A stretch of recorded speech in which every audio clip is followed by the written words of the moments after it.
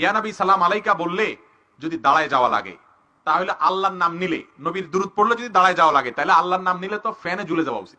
আমি কিছুদিন পূর্বে প্রোগ্রামে গিয়েছিলাম সিরাজগঞ্জ উল্লাপাড়া। এক যুবক আমাকে বলে, হুজুর সরকারে মদিনাকে আপনারা দাঁড়িয়ে দাঁড়িয়ে ইয়া নবী সালাম আলাইকা বলেন, তো নবীকে যদি দাঁড়িয়ে সালাম দেন, আল্লাহকে সালাম দেওয়ার জন্য গাছের মাথায় উঠতে হবে, গাছের আগায় উঠতে হবে। আমি বললাম সাবধান, পা যেখানে আছে এক জাররা পরিমাণ নাড়াতে পারবে না। আমার আল্লাহ রসুলের শান কোথায় উঠিয়েছে?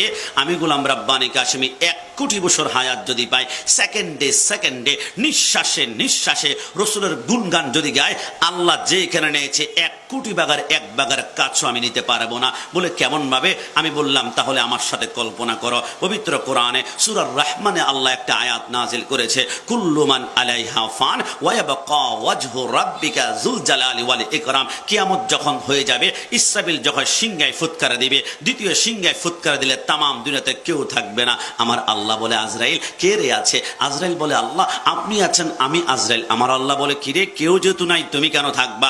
মুতি ইয়া আজরাইল, সারা জীবন তো মা থেকে সন্তান নিয়েছ, সন্তান থেকে মা নিয়েছ, স্বামী থেকে স্ত্রী নিয়েছ, স্ত্রী থেকে স্বামী নিয়েছ।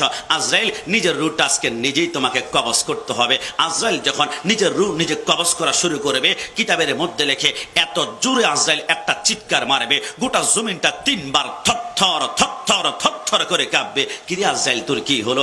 আল্লাহ মওতের কষ্ট যে এত, যদি আমি জানতাম মানুষের রূহ কবজ করার দায়িত্ব আমার হাতের মধ্যে নিতাম না। কেমন রে আজরাইল? আজরাইল বলে, আল্লাহ একটা জ্যান্ত ছাগলকে 2টা পা উপরের দিকে বেঁধে যদি চামড়া টেনে চিরে ফেলা হয়, যেমন কষ্ট হবে তার থেকে 70 গুণ বেশি কষ্ট হচ্ছে সাকরাতে মওতের সময় মওতের কষ্ট। আজরাইল যখন মৃত্যুবরণ করবে, এখন কেউ নাই, শুধু ইল্লাল্লাহ ইল্লাল্লাহ ইল্লাল্লাহ ইল্লাল্লাহ, আল্লাহ কেউ নাই। আমার আল্লাহ বলে, আসমান জমিন আরশ কুরসি লৌহ কলম গাছপালা তরু লতা জিন ইনসান নাই নাই কিচ্ছু নাই। আল্লাহ যদি কেউ না থাকে তাহলে আপনার জিকির কি এখন বন্ধ? আমার আল্লাহ বলে, এক্স্যাক্টলি দ্বিতীয় সিংহায় ফুৎকার দিলে আমার জিকির বন্ধ। কেউ যদি নাই, জিকির হবে না, আমার জিকির বন্ধ। আল্লাহ একটু করজোরে প্রার্থনা করে বলি, কিন্তু আপনার বন্ধুর ব্যাপারে যে আপনি বলেছেন ওয়ারাফা'না লাকা যিকরাক, রসুলের শান নাকি কখনো বন্ধ করতে দিবেন না, তাহলে ওই মুহূর্তে রসুল্লাহর জিকির মনে বন্ধ।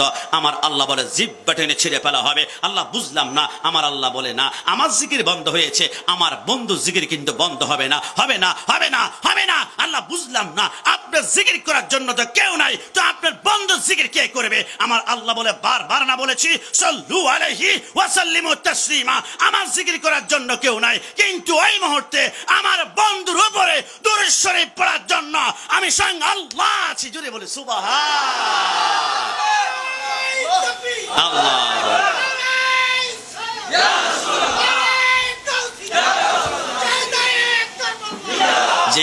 আল্লাহ যেখানে আল্লাহ নিজের জিকির বন্ধ করে তারা বন্ধু জিকির বন্ধ করতে দেন না, সেইখানে গোটা পৃথিবীর সমস্ত বাতিল যদি একজোট হয়ে সম্মিলন করে রসুল্লাহর শান জাররা পরিমাণ কমাতে পারবে? একটু জবান খুলে বলেন, পারবে?